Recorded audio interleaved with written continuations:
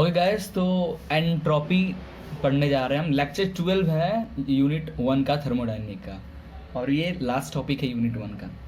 जो भी मैंने कुछ पढ़ाया है उसी से न्यूमेरिकल हमारा इस यूनिट पे बनता है, अदरवाइज इसके अलावा हटकर कुछ नहीं है। तो एंट्रोपी को डिस्कस करते हैं एक नए तरीके। देखो, एंट्रोपी को जनरली आप जानते होगे एक टर्म से, DS entropy, change in entropy is equal to change in heat upon temperature. ये टर्म आपको पता होगा, एंट्रोपी में बहुत बार यूज करते हुए आप देखे होगे। इसी को हम लोग कहते हैं सेकेंड, ठीक है, second law of thermodynamic for a process, ठीक है, ये टर्म। बट अभी तक हमने जहां तक भी पढ़ा है एंट्रोपी कहीं बात नहीं की है हमने। थोड़ा बहुत यूज़, छोटा जगह है तो वहाँ पे हमने बस एस का यूज़ किया है। हमें पता नहीं है फार्मूला कहाँ से आया, ठीक है, कहाँ से आया, क्यों आया, कुछ नहीं पता। तो अब हम डिस्कस करते हैं कि अभी तक तो हमें एंट्रोपी पता ही नहीं। अभी हम एंट्रोपी पे डिस्कस नहीं कर रहे हैं एक्चुअली। अभी हम एंट्रोपी पे हम लास्ट में डिस्कस करेंगे कि एंट्रोपी है क्या। जब ये फार्मूला हमारा बन के आ जाएगा फिर हम डिस्कस करेंगे कि क्या है एंट्रोपी, काम कैसे करता है, कैसे चेंजेस होते हैं, ठीक है। हीट किसी बॉडी में अगर जा रहा है तो एंट्रोपी कितना होगा, हीट रिजेक्ट हो रहा है तो एंट्रोपी कितना होगा, हीट रिजेक्ट भी नहीं हो रहा, कांस्टेंट है तो इन केस ऑफ एंट्रोपी कितना है, ये सब हम डिस्कस करेंगे। बट पहले, उससे पहले हम डिस्कस कि ये फार्मूला जो एंट्रोपी का है वो आया कहाँ से। पहले तो फार्मूला डेवलप हो गया, फिर तो कॉन्सेप्ट डेवलप किए होंगे। तो चलिए आइए देखते हैं, ठीक है। तो क्या किया साइंटिस्ट ने, एक साइकिल लिया 1A2 2B1 2C1, ऐसा एक साइकिल लिया। रिवर्सिबल साइकिल के केस में उन्होंने एक रिवर्सिबल साइकिल लिया, ठीक है। अब उस पे लगा उन्होंने एक्सपेरिमेंट करने। तो देखो यहाँ पे दो प्रोसेस है, एक तो है लेट 1A2B1, एक तो ये रिवर्सिबल साइकिल है, एक है 1A2C1। ये दो रिवर्सिबल साइकिल हमारे पास है, एक ये रिवर्सिबल साइकिल, एक ये रिवर्सिबल साइकिल। दो रिवर्सिबल साइकिल यहाँ पे हमें दिख रहा है, ठीक है। तो क्लॉसियस इनइक्वालिटी के थ्रू हम पढ़े थे कि cyclic integral of dq upon t is equal to 0 in case of reversible cycle, पढ़ा था हमने। देयरफॉर तो in process 1, in cycle 1A2B1 में 1A2B1, ठीक है, ध्यान देना। इस प्रोसेस में हम क्या लिख सकते हैं कि dq अपॉन t 1A2, इस प्रोसेस के लिए 1A2 plus dq upon t 2B1 लिख सकते हैं इज इक्वल टू 0। तो ये पहले साइकिल के लिए हो गया। सिमिलरली दूसरे साइकिल के लिए dq upon t 1A2 plus dq upon t 2C1 is equal to 0 according to Clausius inequality. This 1 और 2 इक्वेशन, दोनों इक्वेशन को सॉल्व करोगे तो ये 1A2 ये वाला टर्म तो कैंसिल हो जाएगा, बचेगा ये दोनों टर्म। तो ये दोनों टर्म को हमने ऐसे सेम टू सेम लिख लिया। अब इज इक्वल टू 0, तो इन दोनों को इक्वल हो जाएंगे। तो आप यहाँ पे एक चीज़ ध्यान से देखोगे कि इस जो सिस्टम है इसका स्टार्टिंग पॉइंट और एंडिंग पॉइंट सेम है। मतलब 1 से कोई भी इसमें का जो भी प्रोसेस है, 1A2B1 ले लो या 1A2C1 ले लो, स्टार्टिंग पॉइंट 1 है और एंडिंग पॉइंट 2 है। और कह सकते हैं कि इनिशियल और फाइनल पॉइंट सेम है। कैसे? 1 से स्टार्ट हो रहा है और घूमकर 1 पे ही खत्म हो रहा है, ठीक है।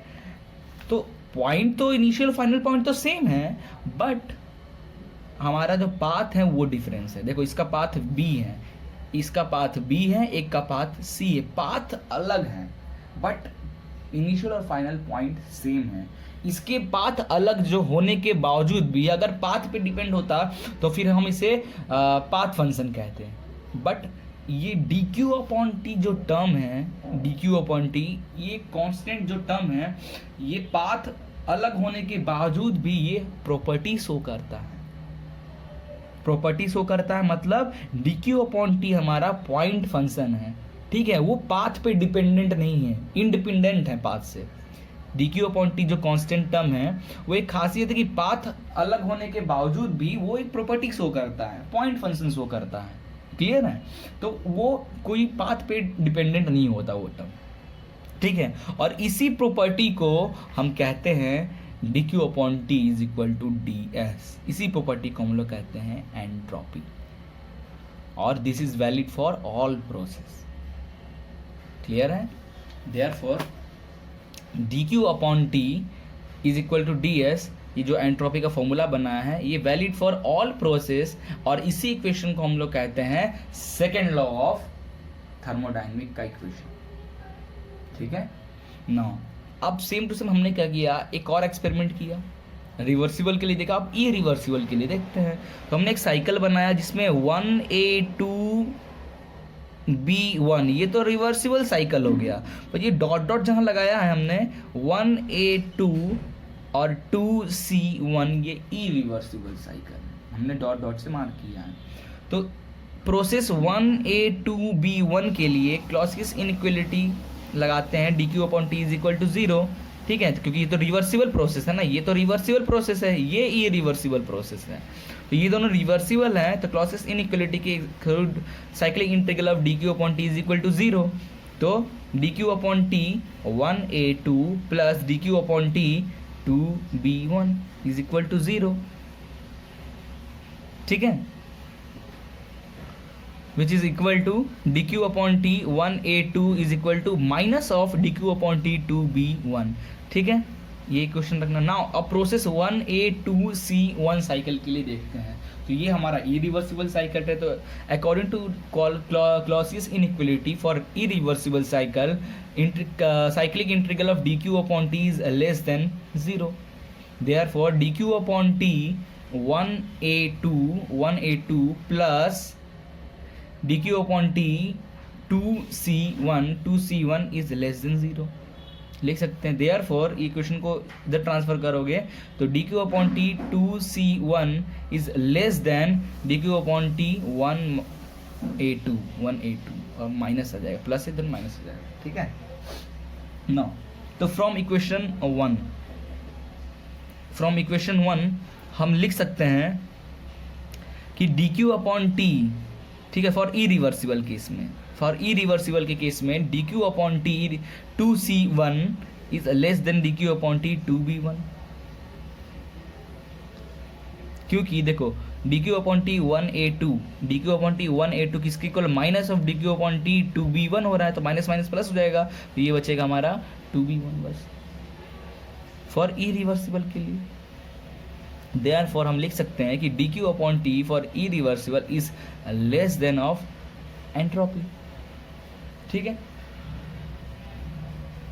तो फाइनल जो हमारा एंट्रोपी का इक्वेशन बनकर आया है वो ये आया है कि change in entropy is greater than और equal to dq upon T, ठीक है, ये इक्वेशन आया, क्योंकि रिवर्सिबल के केस में तो इक्वल हो जाएगा और इरिवर्सिबल के केस में ग्रेटर हो जाएगा, ठीक है, दोनों को मिलाकर हमने ऐसे लिख दिया। नाउ अब ये ग्रेटर कब होगा, रिवर्सिबल इरिवर्सिबल पता है, बट प्रोसेस किस प्रोसेस में, तो वही हम अब प्रोसेस डिस्कस करने वाले हैं। तो एंट्रोपी चेंज फॉर रिवर्सिबल पहले के लिए, रिवर्सिबल प्रोसेस के लिए हम देख रहे हैं। तो सबसे पहले अगर कोई हमारा सिस्टम है उसमें हीट ऐड कर रहे हैं, dq amount of heat add कर रहे हैं, हीट ऐड करना मतलब पॉजिटिव, ठीक है, हीट ऐड करना मतलब पॉजिटिव, और जो टेम्परेचर है ये है एब्सोल्यूट एट एब्सोल्यूट टेम्परेचर पे। एब्सोल्यूट टेम्परेचर का मतलब टेम्परेचर इन कैल्विन, और कैल्विन जो होता है वो 0 से हमेशा ऊपर होता है। आपने कभी 0 कैल्विन सुना है? होता ही नहीं, तो क्या सुनोगे। तो कैल्विन जो भी पॉइंट आएगा वो हमेशा 0 से ऊपर ही रहता है, ठीक है। तो therefore ds is equal to positive amount, तो ds पॉजिटिव dq क्योंकि dq भी हमारा पॉजिटिव जा रहा है और टेम्परेचर भी एब्सोल्यूट है और कैल्विन हमेशा 0 से बड़ा होता है, तो ये भी पॉजिटिव। हम लिख सकते हैं कि ds will be positive, so ds is always greater than 0, तो ds मतलब S2 minus S1 change in entropy is greater than 0, तो S2 is always greater then S1, तो S2 अगर S1 से बड़ा है इसका मतलब entropy of system increases when heat is added to the system. तो जब भी आप किसी सिस्टम में हीट ऐड कर रहे हो इन केस ऑफ रिवर्सिबल, तो आपके सिस्टम की एंट्रोपी हमेशा बढ़ेगी। नाउ अब हीट जब रिजेक्ट हो रहा है, आपके सिस्टम से हीट रिजेक्ट हो रहा है, निकल रहा है मतलब निगेटिव, तो हम लिख सकते हैं डी क्यू इज निगेटिव और टी तो एब्सोल्यूट तो के से हम 0 से हमेशा बड़ा होगा तो पॉजिटिव होगा, तो प्लस माइनस माइनस, तो D S will be minus, तो D S is less than 0, 0 से कम हो गया माइनस में चला गया, तो S2 minus S1 is less than 0, तो S2 minus S2 is less then S1। इसका मतलब क्या हुआ कि entropy of system decreases when heat will be rejected. Heat जब रिजेक्ट होता है इन केस ऑफ रिवर्सिबल तो एंट्रोपी हमेशा कम होगा। Now when there is no heat transfer, अगर एडियाबैटिक केस है, आइसोलेटेड कोई सिस्टम है, in that case heat transfer तो 0 हो जाएगा और टेम्परेचर तो ऑलवेज पॉजिटिव, ठीक है। तो heat transfer therefore the whole system will be 0, तो S2 minus S1 is equal to 0, S2 is equal to S1, it means entropy remain constant in isothermal और एडियाबैटिक प्रोसेस, ठीक है। तो अगर आपसे कोई पूछा जाए कि in reversible process system entropy में, मतलब अगर आपसे कोई पूछे कि रिवर्सिबल प्रोसेस में एंट्रोपी का क्या होता है, तो आप कहोगे कि इन रिवर्सिबल प्रोसेस एंट्रोपी में इंक्रीज भी हो सकता है, डिक्रीज भी हो सकता है और कांस्टेंट भी हो सकता है, अभी हमने देखा, ठीक है। इरिवर्सिबल ना entropy change for irreversible process, तो इरिवर्सिबल प्रोसेस के लिए अब हम एंट्रोपी चेंज देखते हैं। तो अभी हमने देखा था एंट्रोपी का फॉर्मूला आया था फॉर इरिवर्सिबल की D S is greater then D Q upon T, D S irreversible, entropy irreversible is greater then D Q upon T, greater than है, बट अगर आपको इक्वल करना हो डी क्यू अपॉन टी के, अगर आपको equal करना होगा तो एक टर्म नया इंट्रोड्यूस हो रहा है। देखो ग्रेटर था, इक्वल करने के लिए एक नया टर्म डेल एस इंट्रोड्यूस हो रहा है जिसको हम लोग कहते हैं एंट्रोपी जनरेशन। देखो तो इस इक्वेशन से, इस इक्वेशन पे पहले ध्यान दो, इस इक्वेशन के अकॉर्डिंग कि अगर आपका एंट्रोपी चेंज 5 यूनिट है तो आपका जो डी क्यू अपॉन टी जो टर्म होगा वो 3 यूनिट होगा। जस्ट एग्जाम्पल, क्योंकि ये लेस है, ठीक है। अगर आपको दोनों को इक्वल करना है तो इसमें +2 का कुछ प्लस ऐड करना होगा, +2 ऐड करना होगा, तो फिर हमने इक्वल करने के लिए +2 यूनिट कुछ ऐड किया, और कुछ वो जो कुछ है कुछ और नहीं, वो सिर्फ एंट्रोपी जनरेशन है, ठीक है। तो माइंड में ये चीज रखना है। तो नाउ तो in case of irreversible heat rejected from the system, अगर सिस्टम से हीट निकल रहा है तो क्या आएगा, तो D S irreversible is equal to D Q upon T plus heat generation, ठीक है। तो हीट निकल रहा तो ये तो माइनस डी क्यू जो है वो तो माइनस में चला जाएगा, ठीक है। तो फॉर एग्जांपल ये माइनस में चला जाएगा, इसको हमने 2 यूनिट इसको भी रखा, 2 यूनिट इसको भी रखा, बट ये हीट रिजेक्ट हो रहा है तो -2 यूनिट और ये प्लस हो गए, ये 2 यूनिट प्लस 2 यूनिट कट के हो गया 0। तो in case of heat rejection, ठीक है, in case of heat rejection system से हीट जब निकलता होगा तो irreversible entropy change will be 0, irreversible entropy change will be 0। और ये ऐसा जो केस है वो बहुत कम बनता है, क्योंकि अभी हमने पढ़ा कि अगर ये 0 के इक्वल हो गया इसका मतलब S2 is equal to S1, तो इरिवर्सिबल में भी मतलब वहां पे क्या हो रहा था, जब हीट ट्रांसफर नहीं हो रहा था तब हमारा क्या था, कांस्टेंट था। हीट ट्रांसफर नहीं हो रहा था तब हमारी S2 is equal to S1 आया था आइसोलेटेड सिस्टम में। बट यहाँ इरिवर्सिबल के केस में देखे ना कि हीट रिजेक्ट हो रहा है, उस केस में ये ऐसा हो जा रहा है, ऐसा क्यों हो रहा है, ठीक है। तो reversible adiabatic process will be isentropic process. तो हम इससे ये चीज कह सकते हैं कि जो रिवर्सिबल एडियाबैटिक प्रोसेस है, ठीक है, जो हमने पीछे देखा था वो आइसेंट्रोपिक प्रोसेस हो सकता है। आइसेंट्रोपिक मतलब एंट्रोपी कांस्टेंट हो सकता है, बट आइसेंट्रोपिक एंट्रोपी कांस्टेंट हमेशा रिवर्सिबल नहीं हो सकता है, क्योंकि अभी हमने देखा कि एंट्रोपी कांस्टेंट हमारा क्या हो गया, इरिवर्सिबल हो गया। तो हम रिवर्सिबल को एंट्रोपी कांस्टेंट तो कह सकते हैं कि हाँ कोई रिवर्सिबल एडियाबैटिक प्रोसेस है। रिवर्सिबल एडियाबैटिक प्रोसेस आइसेंट्रोपिक हो सकता है, एंथैल्पी कांस्टेंट हो सकता है, बट एंट्रोपी कांस्टेंट को आप नहीं कह सकते हो कि वो रिवर्सिबल एडियाबैटिक होगा, वो हमारा इरिवर्सिबल प्रोसेस भी हो सकता है इन हीट रिजेक्शन, ठीक है। एक ये हो गया। तो ये जो फॉर्मूला है ये याद रखना, वह जो हीट जनरेशन है वो पाथ फंक्शन है, वो जनरली पाथ पे डिपेंड करता है, ठीक है। क्लियर है। नाउ अब एक केस लेते हैं, एक केस लिया 1A2 हमारा रिवर्सिबल प्रोसेस हो रहा है, देखो लाइन है, और 2B1 हमारा इरिवर्सिबल प्रोसेस है। तो इसके लिए एंट्रोपी और इसके लिए एंट्रोपी दोनों अभी तो एक ही साइकिल में, तो इक्वल लिख सकते हैं कि DS 1A2 is equal to DS 1B2, या 2b1 लिख सकते हैं। तो from this type of equation हम कह सकते हैं कि ds reversible is equal to ds irreversible. So if entropy generation terms considered, अभी हमने एंट्रोपी जनरेशन का कोई टर्म कंसीडर नहीं किया है, इस केस में ये दोनों इक्वल हो रहे हैं। बट जैसे अगर हम एंट्रोपी जनरेशन की बात करेंगे, डेल एस की बात करेंगे, तब फिर ये हमारा एक दूसरे के इक्वल नहीं होगा, क्योंकि जो हमारा इरिवर्सिबल प्रोसेस है इसमें एक टर्म आ जाएगा प्लस एंट्रोपी जनरेशन आ जाएगा, और वो देखो ये अकेला ये 2 हो गए तो ये तो ज़्यादा हो जाएगा। ठीक, इक्वल तो आप कह नहीं सकते हो। तो जब तक हम नहीं ले रहे हैं एंट्रोपिक जनरेशन में कंसीडर, तब तक तो इक्वल है, और जैसे लिए तो वो अनइक्वल हो जाएगा। क्लियर है? तो फाइनली अब हम थोड़ा, अभी तक हमने थोड़ा सा उसको थ्योरी मैथमेटिकल तरीके से देखा, अब थोड़ा सा हम और उसको डीपली थ्योरेटिकल सेक्टर में चलते हैं एंट्रोपी को समझने के लिए। तो अभी हमने पढ़ा ds equal to dq upon t, where ds is entropy change. तो एंट्रोपी होता क्या है? ठीक है, the measurement of randomness and disorderness of a system of molecule is known as entropy change. ठीक है, तो क्या हुआ, अगर आपको फिजिकली समझना हो कि एंट्रोपी क्या होता है, तो कैसे ये आप डेफिनेशन आप किसी को बोल सकते हो कि measurement of randomness and disorderness of a system of a molecule is known as entropy change.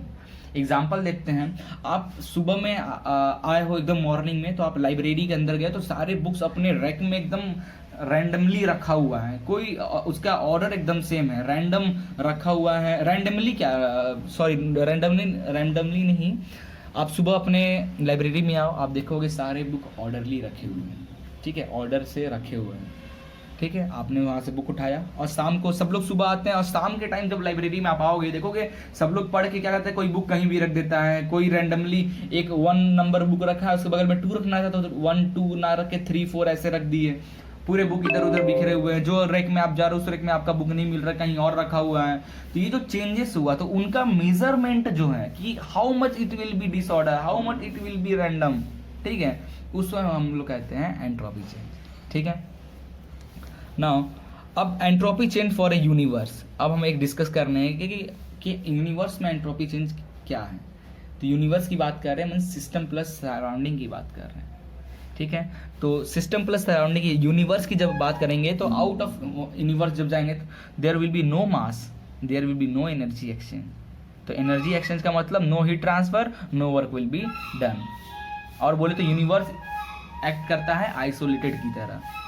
आपका अर्थ एक सिस्टम हो गया, ठीक है, और या तो बोले सिस्टम प्लस, हाँ सिस्टम हो गया, अर्थ के बाहर आप जैसे निकलोगे वो दैट्स कॉल्ड द यूनिवर्स। ठीक है, तो हम पढ़ा था अभी ds is always greater than और equal to dq upon t, देखा था। तो फॉर सिस्टम और फॉर यूनिवर्स, तो ds system plus ds surrounding is always equal to 0। तो ये जो इक्वेशन बना, ये रिवर्सिबल के लिए और इरिवर्सिबल के लिए। रिवर्सिबल के केस में entropy change of system plus entropy change of surrounding equal to 0 हो जाएगा, और इरिवर्सिबल के केस में entropy change of system plus entropy change of surrounding greater than irreversible हो जाएगा। ठीक है, so according to second law of thermodynamic, all the process are possible for which the change in entropy of universe is always greater than और equal to 0। Therefore the entropy change for universe is always equal to और greater than 0। ठीक है, this is known as principle of increase in entropy, भी हम इसको कहते हैं। Okay, तो हम कह सकते हैं इससे कि entropy of universe never be decreases. ठीक है, so according to first law of thermodynamic, for any process के लिए हमने एक फॉर्मूला पढ़ा था, dq is equal to du plus pdv। Okay, और pdv लिख रहे हैं, इसका मतलब ये रिवर्सिबल नॉन फ्लो प्रोसेस के लिए है।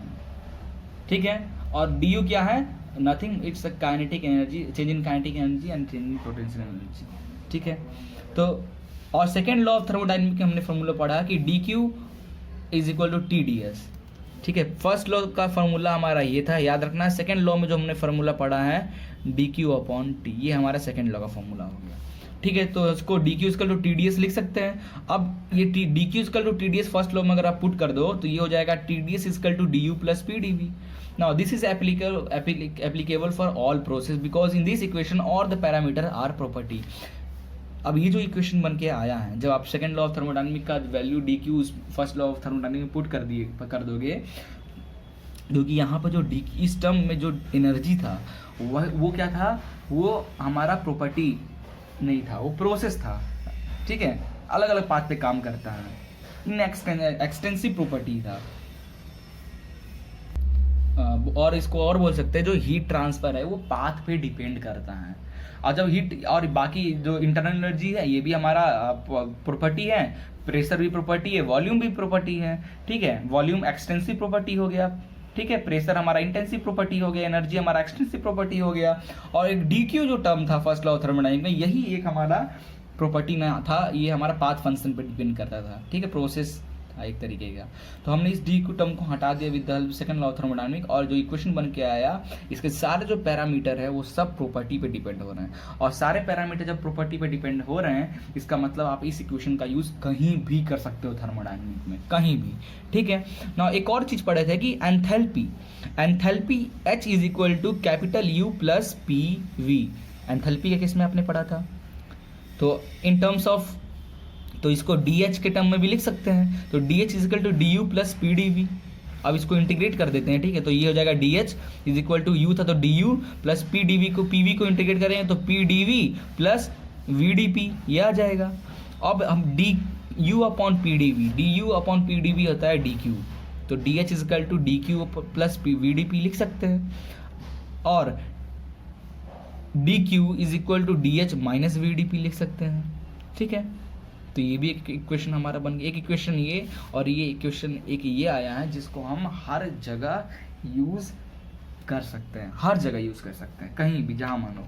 अब तो हमने फर्स्ट लॉ ऑफ थर्मोडायनेमिक्स से प्रेशर और वॉल्यूम का स्लोप बनाया था, प्रेशर और वॉल्यूम का स्लोप बताया था कि अगर दो प्रेशर और वॉल्यूम पे दो लाइन दे दिया हमने, और पूछने लगा कि इसमें से बताओ कौन सा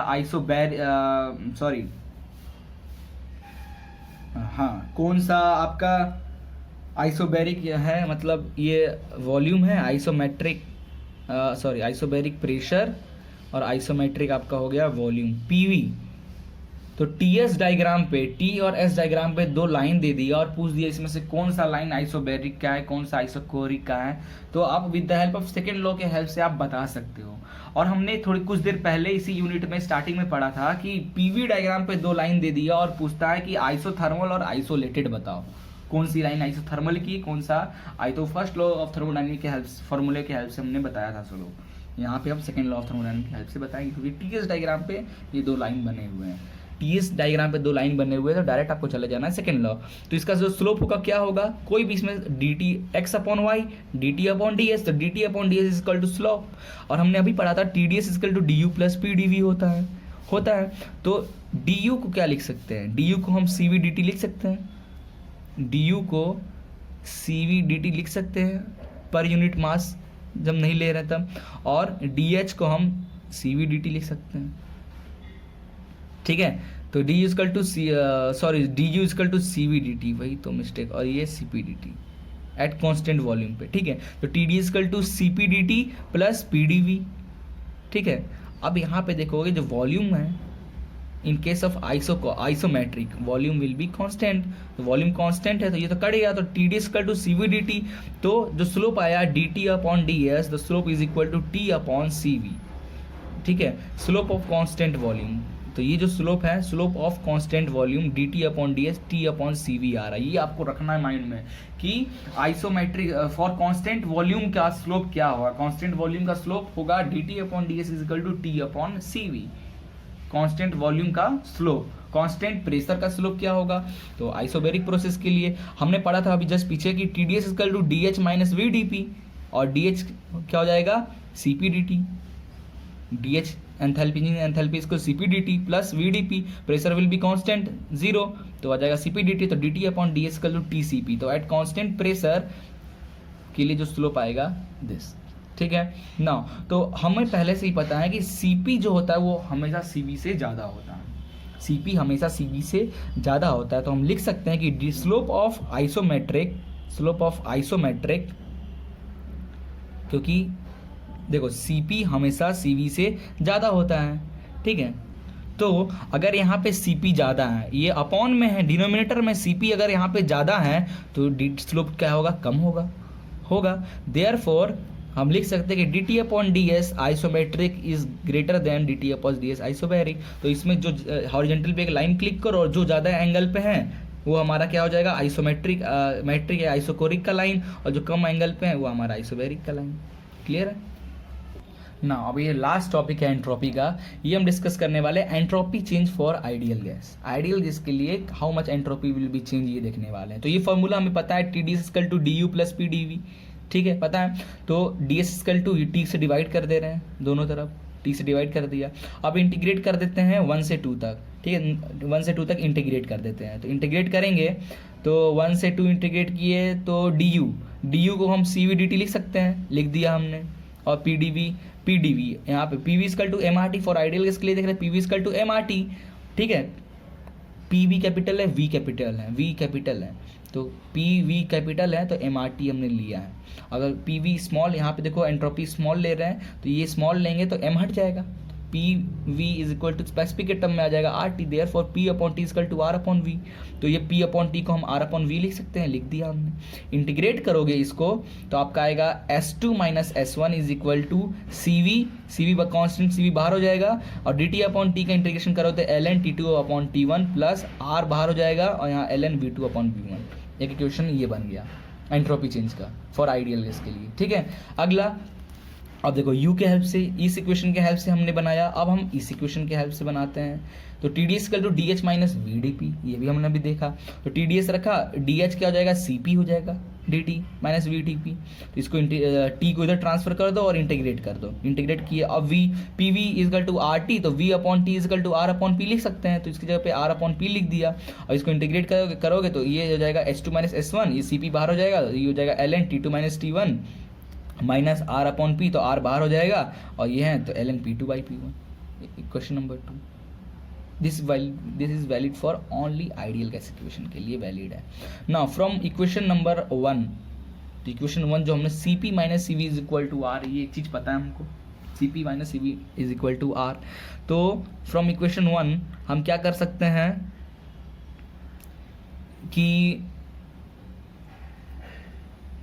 जहाँ हमारा CV है, ठीक है, वहाँ पे हम, तो इस इक्वेशन में R की जगह पे CP और माइनस CV पुट कर दो, तो S2 minus S1 is equal to, बाकी ये जैसा है उस वैसा लिख देते हैं, CV ln T2 minus T2 upon T1 plus R की जगह पे हमने लिखा है क्या, CP माइनस CV, तो अलग अलग कर देते हैं, plus CP ln V2 upon V1 minus CV ln V2 upon V1, ठीक है। अब S2 minus S1 is equal to CV वाला टर्म जो है और ये CV वाला टर्म है, इनको एक जगह कर लो, CV ln कॉमन हो जाएगा T2 अपॉन T1 इंटू ये उल्टा हो जाएगा V1 अपॉन V2 दिस, ठीक है। इसको और आगे सिंप्लीफाई करेंगे तो हमारा फाइनल इक्वेशन जो आएगा S2 minus S1 is equal to CP ln V2 upon V1 plus CV ln P2 upon P1, क्योंकि PV इक्वल टू RT होता है। तो अगर दो गैस ले लिए तो R क्या हो जाएगा, PV अपॉन T, तो P1 V1 upon T1 equal to P2 V2 upon T2, ठीक है। तो इससे आप क्या लिख सकते हो कि T1 ये T से ट्रांसफर करो तो T1 upon T2 upon T2 किधर ला, T2 upon T1 is equal to T2 इधर चला जाएगा तो V2 upon V1, okay. P2 upon P1 को एक तरफ करना है, तो हुआ क्या है, ये आपको लाना है, ये this is equal to P2 upon P1 के इक्वल हुआ। तो क्या क्या है ये है, इनको कॉमन लोगे तो T2 अपॉन T1 और कॉमन लोगे तो V2 अपॉन V1, तो V1 अपॉन V2 हो जाएगा, तो वही V2 अपॉन V1 ही होगा, क्योंकि ये देखो T2, तो T2 upon T1 equal to V2 upon V1, और जब इसको मल्टीप्लाई करोगे तो यस V1 अपॉन V2 होगा, सही था, उल्टा हो जाएगा और ये हो जाएगा P2 upon P1, therefore P2 upon P1 उसकी जगह पर रख ला। तो ये फार्मूला, अब इसको याद करने का एक ट्रिक बताता हूँ आपको कैसे याद करना है। तो सबसे पहले ट्रिक आपको मैं यहाँ बताता हूँ ट्रिक, ठीक है। S2 माइनस S1 लिख लो, S2 माइनस S1 लिख लो, S2 माइनस S1, ये 3 फार्मूला है एंट्रोपी चेंज का, जो काफ़ी टाइम आपको न्यूमेरिकल करने टाइम जरूरत पड़ेगा काफ़ी जगह, ठीक है। अब देखो 3 फंक्शन, एक CP है, एक CV है और एक R है, 3 फंक्शन है हमारे पास, इसको आप रीअरेंज करके लिख लो। ये लिख रहा है सी पी लिख लिया, ये सी वी लिख लिया, ठीक है, सी पी ये आर, सी वी आर, ठीक है, मतलब सबको एक दूसरे से मैच करना है, तो हमने मैच करके ऐसे लिख लिया, एक बार सी पी को सी वी के साथ, एक बार सी पी को आर के साथ, एक बार सी वी को आर के साथ, ठीक है, लिख लिया। अब देखो ये सी पी है तो इसके अपोजिट ये इसके साथ एल एन पी वाला वैल्यू है P two upon P one, ये सी पी है, इसके अपोजिट में L N P two upon P one, ये सी वी है तो इसके अपोजिट वाले में एल एन वी का term V two upon V one, ठीक है, तो ये पी का था तो पीट कर ली, और ये वी का था तो इधर कर दो L N V two upon V one. अब ये आर टेम्परेचर कांस्टेंट, तो सी पी का तुम उधर कर दिए पी, तो इधर आर का कर दो T two upon T one. Similarly C V का उधर कर दिए तो आर का इधर कर दो L N T two upon T one, ठीक है। अब प्लस माइनस का साइन लगाना है, तो क्या बस माइंड में रखो कि सी पी के साथ अगर कोई आर आ गया तो यहाँ माइनस रहेगा, बाकी हर जगह प्लस रहेगा। ये है ट्रिक याद करने का, और अभी हमने ये फार्मूला पढ़े थे, बहुत इंपॉर्टेंट फार्मूला है एंट्रोपी चेंज का, एंट्रोपी चेंज के फार्मूले ये सब याद रखना, काफ़ी क्वेश्चन सॉल्व हो जाएंगे। तो ये हमारा फाइनल यूनिट 1 खत्म हुआ, कुछ न्यूमेरिकल हम देखेंगे और फिर सेकंड यूनिट हम स्टार्ट करेंगे प्योर सब्सटेंस, ठीक है।